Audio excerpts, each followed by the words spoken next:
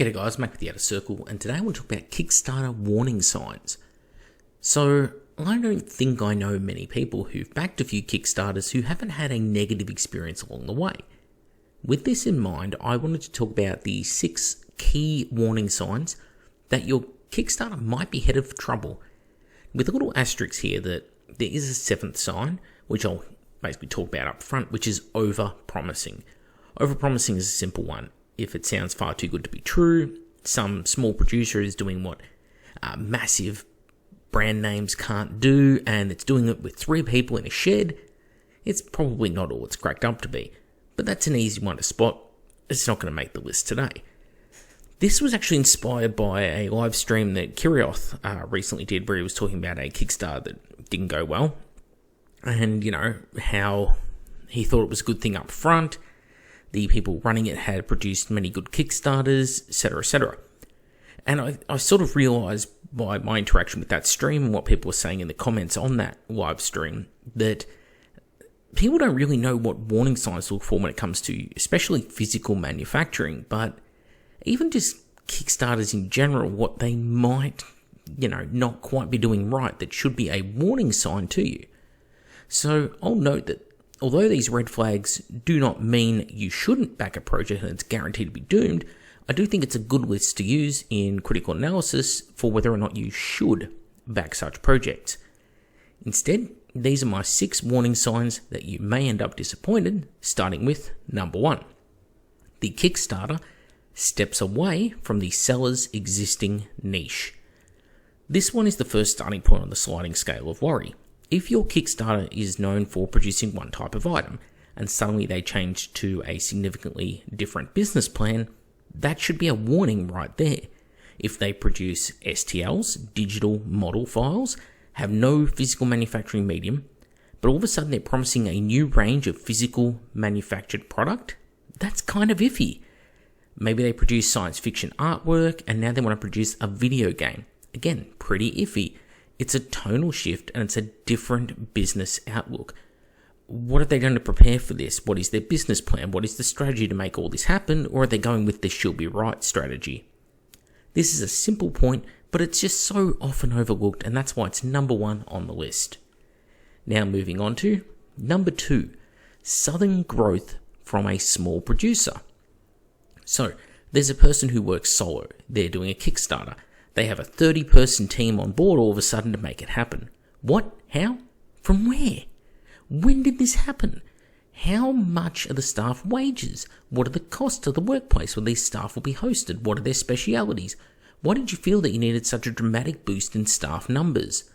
When you see this, it's a huge red flag, as that kind of large, rapid growth, especially if there's no income concurrently coming in, it means a lot of overheads, and for what? Who actually sat down and worked out the business plan and said that it's sustainable? What often happens is many companies are started in a garage, in a basement, and they function really well with a single owner, and they slowly bring in more staff. Maybe they've got a friend who's not working, they come and work in the basement, and soon you've got 4 or 5 person team on board. And then they plan for future growth, and they overextend themselves, committing to more than they can afford. Then they end up having to lay off most of those staff and soldier on with the last few staff and try and churn out the product that they've now committed to. If it wasn't so widespread, I wouldn't have to note it. But we've seen this happen many, many times. It happens in industries like, I think one of the worst for it is pre-built gaming PCs. That's a big one. There is always something happening there where, some guy's good at building PCs, so he hires someone else. They're not bad at it either.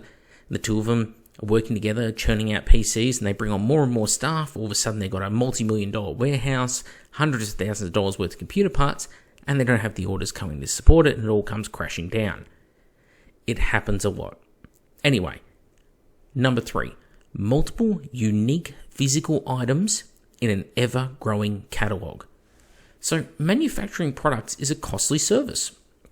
If you're making one product, such as an injection molded infantry model, that's one thing. But if you want to make a second, well, that's going to cost more because the next mold will cost just as much as that first one did. There's no discount, no 50% off for your second mold. Same for the third, same for the fourth. The cost of the items produced within the molds, however, is relatively low.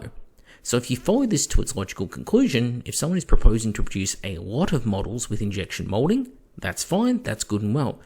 But if they are producing a lot of different models, that's not fine. But why is this? Well, because the cost is so exorbitant that if the model catalogue insists on being large, then the cost must grow at a proportionately much greater rate than if they promised you a larger quantity of fewer types of sculpt.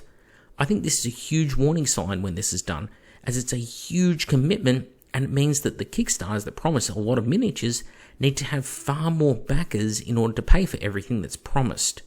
And that means that if they don't get enough backers, but they've already made their quote-unquote budget, and the Kickstarter becomes a success, well, they're forced to produce it regardless of having enough people who've committed money to the pot to actually fund it. And that causes dramas. Moving on, number 4, zero experience in physical manufacturing. This is another big one. Production is kind of a big deal. It is best performed by skilled individuals who understand the manufacturing process. So why is it that people think they can go out and start physical production with ease? Every item needs to be designed, and frankly some items need to be redesigned when physical manufacturing has to take place. Do they understand the complexity of the medium they're chosen?